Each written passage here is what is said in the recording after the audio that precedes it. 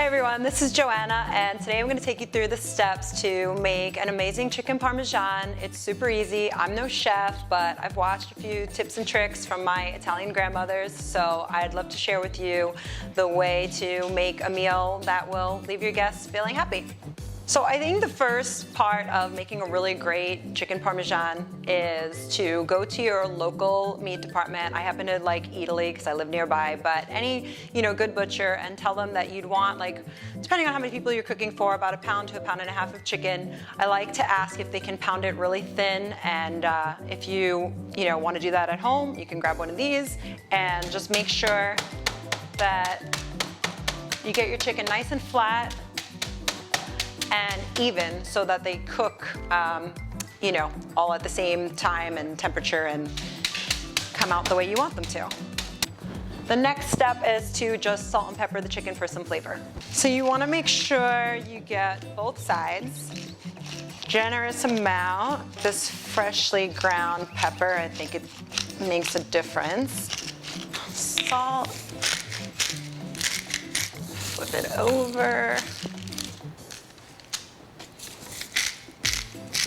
Now we're gonna pepper this side as well. I'm going to move on to the sauce, so I'm just gonna let this chicken sit here for a little bit. When I was growing up, I was lucky enough to have my nonna who would make her own jars of tomato sauce every single summer. That was part of my summer camp at home. I would go in and work the tomatoes into 100 jars of sauce. But since I don't have access to that anymore, I like to go with San Marzano tomatoes. You can use your tomato sauce of choice. I think that this is a really good quality. I get the crushed tomatoes. For my sauce, I like to just cut up a little bit of onion. You can throw some garlic in too. It's really a matter of preference. I use this extra virgin olive oil. I put the saucepan on medium. I let it get a little hot, and then I throw in the onion. I like to use my wooden spoon to just stir a little. So my onions are cooking up nice. I am going to put the San Marzano tomatoes in the sauce.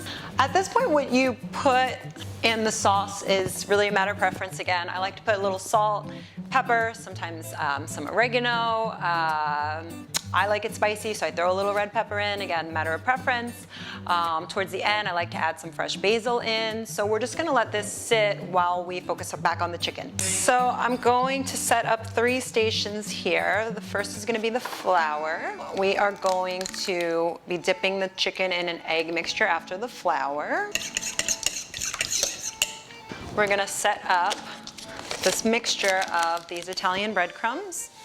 I like to add Parmesan cheese to this mix. That's something my grandmother always does. This is like Italian nonna tricks. Yeah. All right, so we're ready to get our chicken working. First in the flour, and make sure you get a good coat of flour on here. And then from the flour station, just drip off any excess. We take the chicken over to the egg.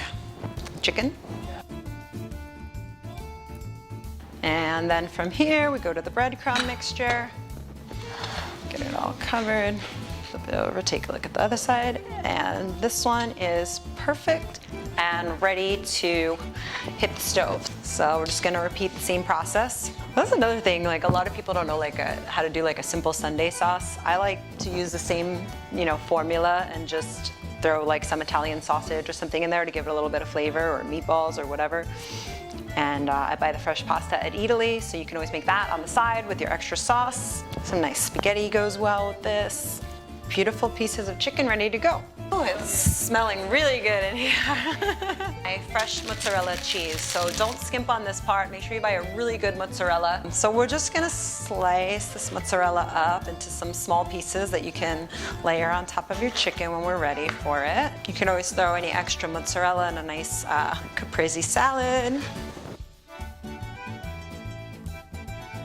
We're gonna take a nice light olive oil that's good for frying the chicken. The heat up to about medium, probably on the higher side for now. You wanna get this oil hot. I'm gonna give my sauce a quick stir before we go back to the chicken. This is nice and hot. I'm gonna cook each piece of chicken for about 2 minutes on each side, because remember, they're gonna go into the oven after this, so they'll finish cooking in the oven. You wanna pull the chicken out when it's 165 degrees. That's a safe temperature for cooking chicken. And I do always use a meat thermometer when I'm cooking. I think it's really helpful for steaks or anything that you're just unsure of. So we are ready for the final step for our parm. So I like to take this sauce that's been simmering and just coat the pan a little bit. Just kind of make a nice little layer cushion for your chicken. Get our chicken in there. This is starting to look pretty. Now we are going to coat the chicken with some sauce. I don't like to put too much sauce because I think it gets a little soggy. Just a nice little cover. And now we're gonna stack the mozzarella. I grew up eating really fresh Italian food that my grandparents would grow in their garden. They, grow their own basil and all that. So I try to buy the best quality ingredients. It makes a big difference. So if you're gonna make this at home, just don't cut corners on the good stuff, is my advice. We put the chicken in the oven, the preheated oven, 400 degrees. We're gonna check it in 5 minutes. We wanna see that the cheese is melting, that the chicken's looking nice and crispy, and then we'll put our final touches on the chicken parm. So we are almost ready to go. We're gonna put the final touches on here. So I like some fresh Parmesan cheese, a little sprinkle.